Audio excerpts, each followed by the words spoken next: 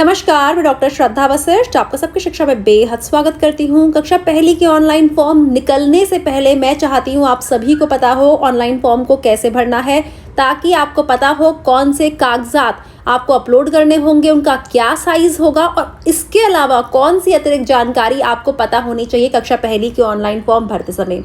साथ ही आप में से बहुत से लोग कमेंट के माध्यम से मुझे बताते हैं कि मैम कक्षा पहली की ऑनलाइन फॉर्म निकल चुके हैं और आखिरी तिथि भी जा चुकी है। तो आपको बताना चाहूंगी ये गलत फहमी है।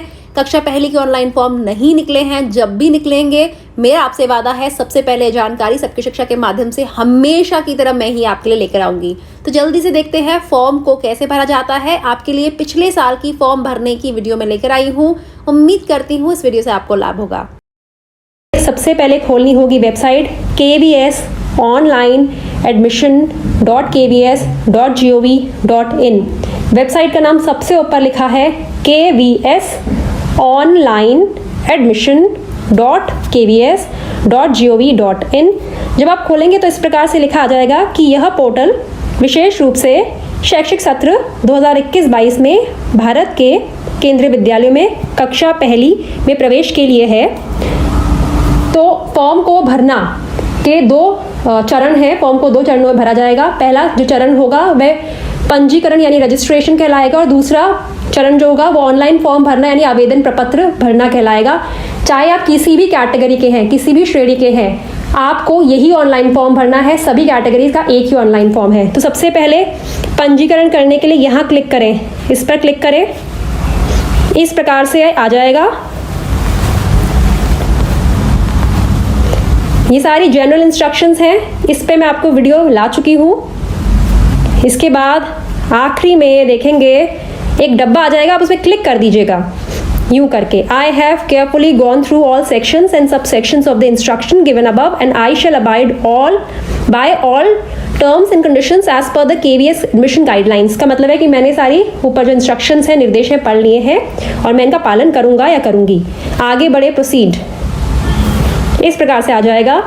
यह साफ साफ शब्दों में लिखा है कि फॉर्म को केवल अंग्रेजी में ही भरना है और एक बार आपने जानकारी जमा कर दी तो उसे बदला नहीं जा सकता। तो सबसे पहले आप लिखेंगे बच्चे का नाम। और आपको यह भी बताना चाहती हूँ कि जो मैं जानकारी भर रही हूँ ये किसी की ऐसा कोई बच्चा नहीं है। आपके लिए हमेशा कुछ ऐसी जानकारी भरती हूँ जो एक्चुअली एग्जिस्ट नहीं करती, खुद ही बनाती हूँ, खुद ही नाम डाल देती हूँ, कुछ भी नाम डाल देती हूँ। तो यह किसी बच्चे का मैं फॉर्म नहीं भरी, सिर्फ आपको दिखाने के लिए फॉर्म भर रही हूँ। इसीलिए मैं आखिरी में फॉर्म को सबमिट नहीं कराती। जो सबमिट का आखिरी बटन होगा वो मैं सबमिट नहीं करूंगी। वजह यही है कि ऐसा ना हो कि इस फॉर्म का नंबर भी आ जाए और किसी बच्चे की सीट चली जाए। तो सबसे पहले हम लिखेंगे नाम। बच्चे का नाम है सूरज। आपके जो भी बच्चे का नाम है, बेटे का नाम है, बिटिया का नाम है, आप लिखेंगे। फर्स्ट नेम, जहाँ सितारा लगा है, देखिए सबसे ऊपर बच्चे का पहला नाम, फर्स्ट नेम ऑफ चाइल्ड, ऊपर सितारा लगा है। सितारा मतलब मैंडेटरी, इन खानों को भरना ही है। जहाँ सितारा नहीं लगा वहाँ आप उन खानों को छोड़ भी सकते हैं। दूसरा बच्चे का मध्य नाम, क्योंकि बच्चे का नाम सूरज तिवारी है तो मध्य नाम उसका कोई नहीं है। सूरज कुमार तिवारी नहीं है, सूरज नाथ तिवारी नहीं है, बीच में कुछ भी नहीं है, तो मध्य नाम को मैं छोड़ दूंगी। और लास्ट नेम तिवारी। बहुत से ऐसे बच्चे होते हैं वे मध्य नाम, लास्ट नेम, मिडिल नेम नहीं लगाते, उपनाम नहीं लगाते, तो वो सिर्फ पहला नाम लिख के छोड़ दें। क्या बच्चा दिव्यांग है? तो मैं यहाँ पे नहीं करूँगी। अगर बच्चा दिव्यांग है तो आप हाँ करिएगा। बच्चे की जन्म तिथि, बच्चे की जन्म तिथि लिखेंगे। इन्होंने लिखा है दिन, महीने, साल। क्योंकि मैंने बच्चे की जन्म तिथि सोची है 1 जून, तो 01/06/2014। बच्चे की उम्र मैं आपको बताना चाहूंगी। बच्चे की उम्र 5 वर्ष से अधिक होनी चाहिए और 7 वर्ष से कम होनी चाहिए। कब? 31 मार्च 2021 को। अब क्या बच्चा केंद्रीय विद्यालय संगठन के कर्मचारी का बच्चा या पौत्र पौत्री है? मतलब कि क्या उस बच्चे के माता पिता केंद्रीय विद्यालय संगठन में काम करते हैं या फिर उसके दादा दादी या नाना नानी केंद्रीय विद्यालय संगठन में काम करते हैं? तो इसका जवाब मैं लिखूंगी नॉट एप्लीकेबल, मतलब कि नहीं। अब आपको ईमेल आईडी भरना है। जो आपका ईमेल आईडी है आप वह दीजिए। ईमेल आईडी याद रखिएगा ऐसा हो जिस पे आप ईमेल चेक कर सकते हो। अगर आपका ईमेल आईडी नहीं है तो किसी प्रियजन का, किसी सगे संबंधी का दें। उनसे पहले बात कर लें कि आपको जो ईमेल आए हमें आप उसकी जानकारी ज़रूर देंगे। तो मैं ईमेल आईडी भर देती हूँ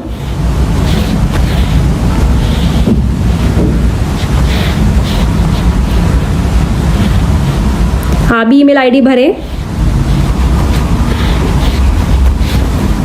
देखिए मैं फॉर्म को बहुत आराम से भर रही हूँ, आप भी फॉर्म जब भी भरेंगे 2-3 दिनों के बाद आराम से भरेंगे।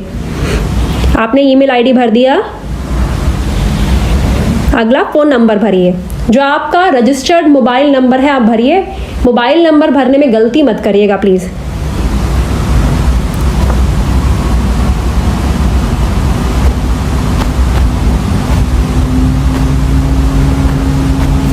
मोबाइल नंबर भर दिया आपने।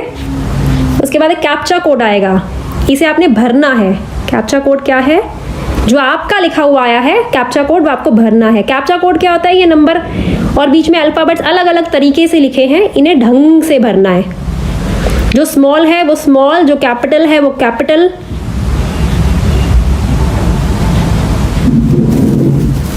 आपने कैप्चा कोड भरा और आपने आगे रजिस्टर पर क्लिक कर दिया। इनवैलिड इनपुट मतलब कि कहीं कोई चीज़ रह गई है क्या? देखें, कैप्चा कोड फिर से आया है, मतलब कि कैप्चा कोड में कहीं ना कहीं गलती थी। ऐसा आ सकता है, जब ऐसा आपके लिए आए तो आप समझ जाइएगा कि कहीं ना कहीं कैप्चा कोड में गलती हुई है। कैपिटल N लिखा है, स्मॉल W लिखा है, फिर 7 लिखा है। आपका जो कैप्चा कोड है वो भरिएगा। ऐसा ना हो कि आप कैप्चा कोड भरते जो मैं भर रही हूँ वो मत भरिएगा। जो आपका कैप्चा कोड आया, सबका अलग कैप्चा कोड आएगा, सबका यूनिक कैप्चा कोड आएगा। N small W 7 capital R small W D। Done, register. ये देखिए इस प्रकार से आ गया। अब आप लिखा है कि आपने जो रजिस्टर्ड मोबाइल नंबर भरा है उस पर हमने OTP सेंड कर दी है। 15 मिनट में OTP आपके पास आ जाएगा।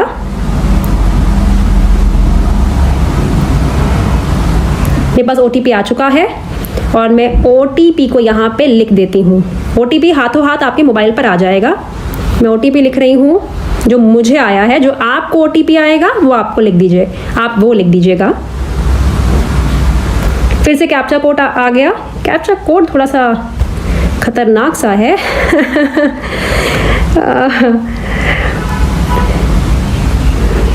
5GEA, okay. फिर capital Q, capital S। Captcha code ज़रूर चेक कर लीजिएगा।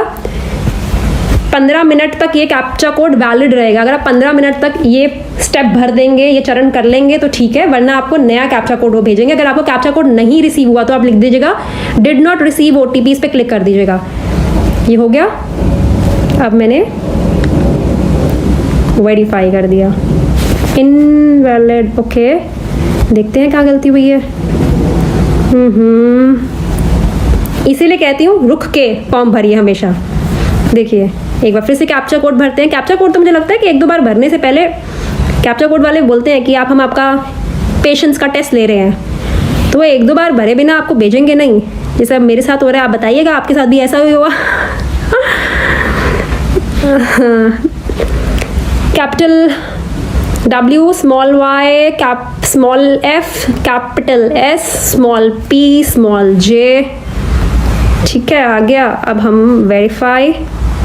उप्स, कैप्चा कोड में प्रॉब्लम आ रही है। देखिए कोई और प्रॉब्लम तो नहीं है। नहीं, कोड तो ठीक है। फिर से करते हैं, चलिए एक बार फिर से करते हैं। देखिए बहुत आराम से फॉर्म भरना है, जल्दी जल्दी नहीं है। मैं आपके सामने हूँ, आपके सामने बिल्कुल नया फॉर्म भर रही हूँ। सुबह 10 बजे फॉर्म भरना शुरू करा है मैंने आपके लिए। मैं पहले फॉर्म भर के नहीं रखना चाहती थी। SB2CT8। चलिए देखते हैं फिर से। बहुत अच्छा हुआ, आपने सफलतापूर्वक पंजीकरण ऑनलाइन कर लिया है। You have successfully registered signed up. आपको मेरे मोबाइल पर मुझे एक लॉगिन आईडी आ गया है। और आप एक चीज़ करिएगा कि अगर आपके मोबाइल पर फ़ोटो खींच सकती है जिसमें आप भर रहे हैं, तो आप फ़ोटो भी खींच लीजिएगा। आपका यूँ आ गया। अब आप आगे फॉर्म को हमने आगे भरना है, तो हम आगे इसे बढ़ाएंगे। इन्होंने देखिए एक बहुत ही इंपॉर्टेंट बात यहाँ पे लिखी है कि कृपया किसी के साथ लॉगिन कोड साझा ना करें। कि जो आपको लॉगिन कोड मिला किसी साझा ना करें। लॉगिन कोड उपरोक्त वर्णित पंजीकृत मोबाइल नंबर और बच्चे की जन्म तिथि का पोर्टल से लॉगिन करने के लिए सहयोग किया जाए। कृपया भविष्य में उपयोग के लिए इस पृष्ठ को सहेजे प्रिंट करें। ठीक है, तो आप इसकी फ़ोटो खींच लीजिएगा और महत्वपूर्ण जानकारी है, आप इसकी फ़ोटो खींच लीजिएगा, आपके पास डिटेल्स रहे। और अब आपका पहला चरण पूरा हो गया है, जिसे कहते हैं रजिस्ट्रेशन करना। अब अगले चरण पे पहुंचते हैं, क्लिक हेयर, लॉगिन करने के लिए क्लिक हेयर।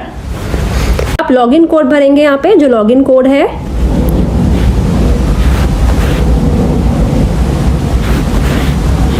उसके बाद बच्चे की डेट ऑफ बर्थ,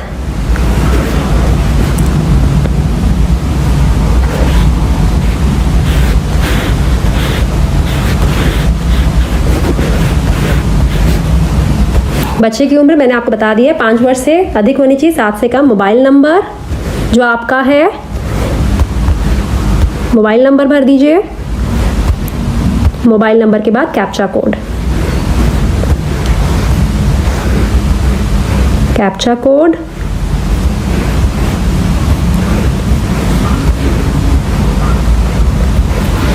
ये सब हो गया डन। लॉगिन,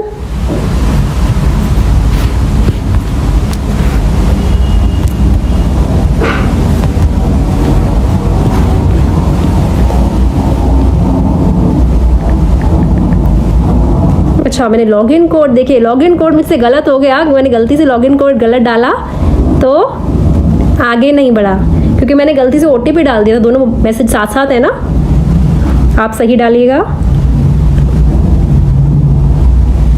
आराम से आप वीडियो देखते रहिए, कोई प्रॉब्लम नहीं है।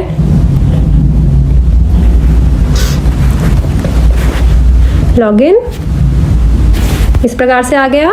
ये 5 हिस्से हैं आगे के फॉर्म के। अभी हमने पहला चरण पूरा करा है, रजिस्ट्रेशन करा है। अब दूसरे चरण पे है आवेदन प्रपत्र को भरना, यानी कि ऑनलाइन एप्लीकेशन फॉर्म को भरना। बच्चे का नाम लिखा आ गया है, मध्य नाम लिखा आ गया है, मध्य नाम माफ कीजिएगा खाली है, उपनाम लिखा आ गया है यानी कि सरनेम, डेट ऑफ बर्थ आ गई है, और केंद्रीय विद्यालय में मैंने नॉन एप्लीकेबल डाला है, और डिफरेंटली एबल्ड बच्चे को मैंने नो डाला है। जेंडर बच्चे का मेल है, जो भी बच्चे का जेंडर है, बिटिया है, बेटा है, मेल फीमेल, थर्ड जेंडर। आगे लिखा है फैमिली इनकम ग्रुप। आप जनरल कैटेगरी के हैं तो सबसे ऊपर वाले को क्लिक करिएगा, क्योंकि do not belong to low income group. EWS से है तो दूसरा, और BPL कार्ड होल्डर है तीसरा। तो पहले मैं पहले वाले पे कर रही हूँ, कम आय वर्ग के अंतर्गत नहीं। अब कास्ट कैटेगरी, आप SC हैं तो SC, ST है तो ST, OBC है तो OBC। मैं यहाँ पे जनरल पे क्लिक कर रही हूँ। SC, ST, OBC, creamy layer, non creamy layer. बच्चे का ब्लड ग्रुप आपको पता है तो आप भर दीजिए, नहीं पता तो आप छोड़ सकते हैं। मैंने आप मुझसे सवाल कर दें कि ब्लड ग्रुप मैंडेटरी है, भरना ज़रूरी है, तो आपकी मर्जी है। तो मैं ब्लड ग्रुप क्योंकि आपको दिखाने के लिए भर रही हूँ, मैं A पॉजिटिव भर देती हूँ। हम नेक्स्ट करते हैं। नेक्स्ट आ गया माता पिता की डिटेल्स। मदर का नाम मिसेस कर देते हैं, मान लीजिए। मदर का पूरा नाम लिखना है तो मदर का नाम लिख देते हैं हम रानी तिवारी। आपको दिखाने के लिए कर रही हूँ। राष्ट्रीयता बट ऑब्वियस इंडियन है। क्या आप चाहते हैं कि माता का आवासीय पता पिता के आवासीय पता फील्ड में स्वतः ही लिखा जाए? क्या आप चाहते हैं कि जो मदर का रेजिडेंशियल एड्रेस है वो फादर के भी रेजिडेंशियल एड्रेस में आ जाए, मतलब दोनों साथ साथ रहते हैं? तो मैं लिख दूँगी हाँ। अगर माता पिता का अलग एड्रेस है तो ना कर दीजिएगा। Country of residence India. State मैं दिल्ली कर रही हूँ क्योंकि मैं दिल्ली में ही रहती हूँ। सिटी तो बट ऑब्वियस है, न्यू दिल्ली हो जाएगा। एड्रेस क्या डाला जाए? House 1 B block Janakpuri. Okay, आप कोई भी डाल दीजिए जो आपका अपन एड्रेस है, आप वो डालिएगा। न्यू दिल्ली 58। एड्रेस में गलती नहीं होनी चाहिए, इसका डॉक्यूमेंट होना चाहिए जिसे आप प्रूफ कर पाएँ कि ये आपके घर का पता है। इसे वेरीफाई करने के लिए डॉक्यूमेंट्स होने चाहिए आपके पास। पिन कोड अच्छा मैंने डाल दिया ऊपर, फिर भी 110058। टेलीफोन नंबर नहीं है। मोबाइल नंबर हम ऑलरेडी फादर का डाल चुके हैं। ईमेल आईडी भी नहीं। यदि देखिए मैं तीनों छोड़ रही हूँ ऊपर, सितारे नहीं बने इनके ऊपर ना, देखिए ये सितारे नहीं बने हुए, इस प्रकार से आ रहा है। देखिए लैंडलाइन नंबर नहीं है घर पे, मोबाइल नंबर एक दे चुके हैं, ईमेल आईडी भी माता का नहीं है। यदि माता काम करती हैं तो आप उसके नीचे लिख दीजिए मदर का क्या काम है। अगर काम करती हैं मतलब कि घर के बाहर जाकर काम करती हैं। मदर तो सब बहुत काम करती हैं, उसका कोई वो नहीं है, उसकी कोई काट नहीं है। लेकिन यहाँ पे मैं ऐसे जिस मदर का भर रही हूँ वो घर से बाहर जाकर काम नहीं करती हैं, तो ऑक्यूपेशन खाली छोड़ रही, संस्था खाली छोड़ रही हूँ। पिता का टाइटल सबसे आगे, पिता क्या लिखते हैं? मिस्टर। लेट उन लोगों के लिए होता है जो इस दुनिया में नहीं होते हैं। तो पिता का पूरा नाम है, मदर का रानी तिवारी था तो फादर का हम राजा तिवारी कर देते हैं भाई, अच्छी जोड़ी रहेगी।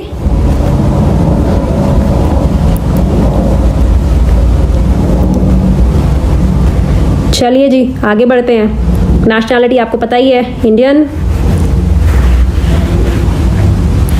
क्या आप चाहते हैं पिता का आवासीय पता माता के आवासीय पता फील्ड में पता लिख जाए? यस। अच्छा यहाँ पे तो कुछ माफ़ कीजिएगा, ऑलरेडी मैं यस कर चुकी, तो ऑलरेडी एड्रेस लिखा आ चुका है। पिता वर्किंग है, पिता क्या करते हैं? पिता क्या डाले? पिता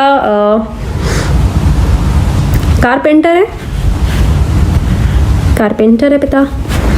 और किस ऑर्गेनाइजेशन में काम करते हैं, क्या नाम लिखा जाए? सबकी शिक्षा लिख दे, सबकी शिक्षा लिख देते हैं भाई, क्या बुराई है। ठीक है, हम नेक्स्ट करते हैं। Next third, choice of schools. अब आपको तीन स्कूल की चॉइस दी है, इनमें से आप चाहे तो आप तीनों भर दें, चाहे तो आप दो भरें, कम से कम एक तो आपको भरना ही है। और जब 3 स्कूल डालेंगे इसमें नंबर 1 2 3 नहीं होगा कि मैं चाहता हूँ नंबर 1 मेरी प्रेफरेंस ये स्कूल है, दूसरे नंबर पे ये प्रेफरेंस है, तीसरे नंबर, ऐसा नहीं होगा। आप 3 स्कूल के डालेंगे और वो बराबर माने जाएंगे। मैं एक ही स्कूल डाल रही हूँ, आप तीनों में डालिएगा। राज्य चुनिए, दिल्ली। ओहो दमन चूज कर लिया गलती से। स्कूल का नाम क्या करें भाई? जनकपुरी का ही भर देते हैं स्कूल, क्योंकि मैंने जनकपुरी एड्रेस दिया है। जनकपुरी शिफ्ट 1 भर देते हैं। चलिए, स्कूल सिविल है, region Delhi, DDA, urban view map. क्या आपको सेवा प्राथमिकता श्रेणी भरने में मदद चाहिए? सेवा प्राथमिकता अगर आपको मदद चाहिए तो आप डाल दीजिए। चूज प्रायोरिटी, यहाँ लिखा है अभिभावक के पिता माता दादा दादी के लिए एक का चुनाव करें। हम कैटेगरी हमारे नॉट एप्लीकेबल पे डाल देते हैं। ठीक है, याद रखिएगा अगर कोई आपको सेवा प्राथमिकता, आपको कोई सर्विस कैटेगरी के तहत आप लाभ नहीं उठा रहे तो उसे क्लिक मत करिएगा, नॉट एप्लीकेबल पे कर दीजिएगा। अब आगे बढ़ देते हैं। Please fill all required information before. Okay, शायद कोई इन्फॉर्मेशन रह गई। Choose service priority category 5। ठीक है, सर्विस प्रायोरिटी कैटेगरी या 5 माफ़ कीजिएगा, मैं थोड़ा सा कुछ और समझा रही थी आपको। यहाँ मैंने लिख दिया मुझे नहीं चाहिए, सर्विस कैटेगरी प्रायोरिटी मैंने 5 भर दी, नॉट एप्लीकेबल भर दिया। नेक्स्ट। अब बच्चे का मैंने आपको हमेशा से बताया सिर्फ 2 कागजात आपको भरने हैं, बच्चे का डेट ऑफ बर्थ का प्रूफ और बच्चे का पासपोर्ट साइज के फोटो का प्रूफ। मतलब कि आपको इनके अपलोड करने हैं, भरने मतलब कि अपलोड करने हैं, सिर्फ 2, बच्चे का डेट ऑफ बर्थ, बच्चे का। अब मैं यहाँ पे अपलोड पे माफ़ कीजिएगा, चूज़ फाइल पे पहले करना है मुझे। लाइब्रेरी, ये मैंने देखिए 13 KB में अपने बच्चे का फ़ोटो करा हुआ है। एक और कर देते हैं, फिर से आप देखेंगे सबको आपको KB का ही सब चीज़ें दिखेंगी। फिर मैंने अपने बच्चे का करा हुआ है, चूज़ अपने बच्चे के डाल दिया, क्योंकि मुझे सबमिट नहीं करना है सच, मुझे मेरे लिए फॉर्म की ज़रूरत नहीं है। आप सही डॉक्यूमेंट्स डालिएगा। यदि विद्यालय द्वारा प्रवेश की पेशकश की गई तब प्रवेश के समय निम्नलिखित दस्तावेज विद्यालय के समक्ष प्रस्तुत करने होंगे। मैंने आपको पहले भी बताया था कि आप जिन भी केंद्रीय विद्यालयों को ऑप्शन देंगे आ जाएगा नीचे कि अगर बच्चे का एडमिशन हुआ तो ये एक डॉक्यूमेंट्स मांगेंगे। एड्रेस प्रूफ बच्चे का, माफ़ कीजिएगा, एड्रेस प्रूफ हो गया, एड्रेस प्रूफ, बर्थ प्रूफ और पासपोर्ट साइज फ़ोटो आ गया। नेक्स्ट भर दें। Next, upload documents before you proceed. Okay, upload नहीं करा ना मैंने, माफ़ कीजिएगा, अपलोड। ओके, यहाँ भरने के बाद अपलोड ज़रूर कर दीजिएगा, अपलोड। अब आगे बढ़िए। देखिए आपको फॉर्म बताते समय, जबकि मैं हर साल आपको फॉर्म भरना सिखाती हूँ, तब भी गलतियाँ हो रही हैं। अब आप सोचिए अगर आप शुरुआत में पहले दिन ही कर दो तो गलती के साथ फॉर्म भरा जाएगा, फिर गलतियाँ आएंगी, पता चलेगा कि मैंने फॉर्म भरा था उसमें ये गलती हुई, अब मुझे डिलीट करना है। ऐसे लोगों को एक बार तो लोगों को डिलीट भरने में टाइम निकल जाता है, तो आप ऐसे मत करिए, 2-3 दिन वेट करिए। नेक्स्ट, डिक्लेरेशन एंड सबमिशन, कि मैंने जो सब करा है सही है। Save and preview, okay, preview, okay, ये पूरी डिटेल्स आ गई, आप दोबारा देख सकते हैं। एंड नेक्स्ट इज ओके, आ गया आपके पास।